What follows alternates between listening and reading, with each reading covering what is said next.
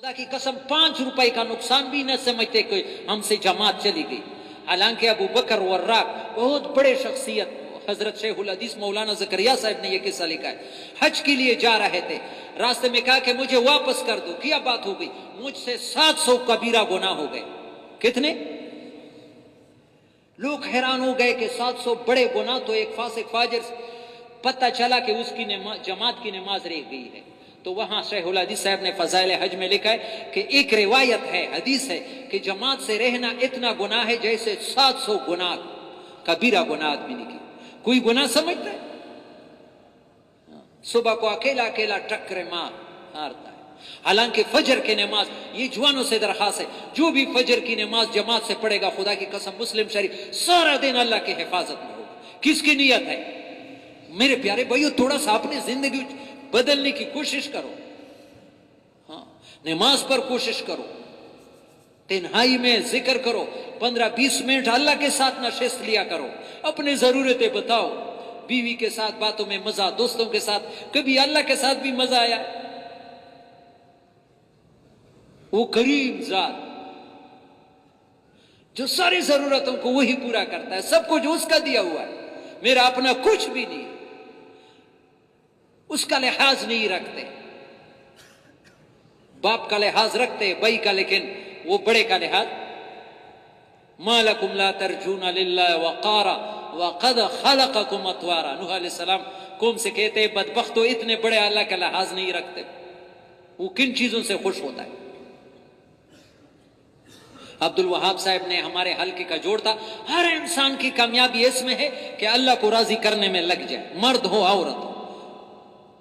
अभी अल्लाह नाराज है हम लोगों से, नबी ने निशानियां बताई है, हदीस है कि जब अल्लाह पाक इस उम्मत से नाराज हो जाएगी तो पिछले उम्मत जैसे जमीन में नहीं दंसाते। इज़ा ग़ज़िबल्लाह अला उम्मतिन ला युअज़्ज़िबुहुम ख़स्फ़न वला मस्ख़न। इनके चेहरे वो बदलती नहीं है, पहले उम्मतों की शक्लें बदल दी, खिंजीर बनाया है, कुरान में है, वजअल मिनहुमुल क़िरदत वल ख़नाज़ीर, बंदर बनाए हैं, खिंजीर। लेकिन अल्लाह नाराजगी की 3 निशानियां बताई, तवज्जो से सुनो। वलाकिन क़ल्लत अमतारुहा, बारिशें कम हो जाएगी। बारिशें कम है या ज्यादा है? कितने सालों से बारिशें, फसल सही नहीं होती, ये अल्लाह के नाराजगी के निशान है। वग़ल्लत अस्ग़ारुहा, और दिन ब दिन चीजों की कीमतें बढ़ती जाएगी। वयुवल्ली अलैहा अशरारहा, पर सर इक़्तिदार लोग, बदतरीन लोग अल्लाह लेके आएंगे जब अल्लाह नीचे लोगों से नाराज हो जाएंगे। अभी नीचे लोग हुकूमत से शिकायत करते हैं, खुद अल्लाह को राजी करने में नहीं लगते कि अल्लाह हमारे हालात को ठीक कर। हर आदमी दूसरे को देखता है कि उसकी गलती है।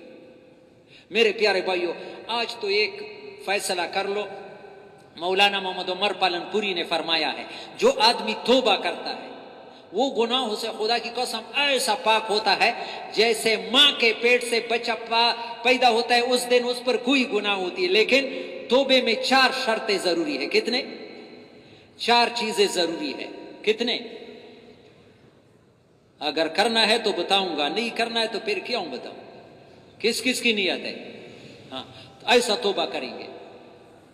ये जितना भी इंसान को मालूम है कि मुझसे गलती होगी, उस पर नदामत हो, या अल्लाह ये मैंने अच्छा नहीं किया, ये मैंने, जितनी भी इंसान को मालूम ये बात गुनाह की मुझसे हो गई, ये गलत मैंने देखा है, गलत सुना है, गलत बोला है, वो किया है, वो किया है, उस पर दिल में नदामत हो कि ये मैंने पिछले जो किया है उस पर नादिम।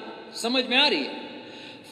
इस वक्त फिलहाल में गुनाह को छोड़ दे, जितने मालूम है कि ये अल्लाह के नाफरमानी है, उसको नहीं करूंगा, मर जाऊंगा लेकिन अल्लाह के नाफरमानी नहीं करूंगा। आइंदा न करने की नीयत हो। आइंदा 3 शर्तें ये है, और 4थी शर्त ये है, अगर किसी का हक आया है उसको अदा करो या माफ करा दो।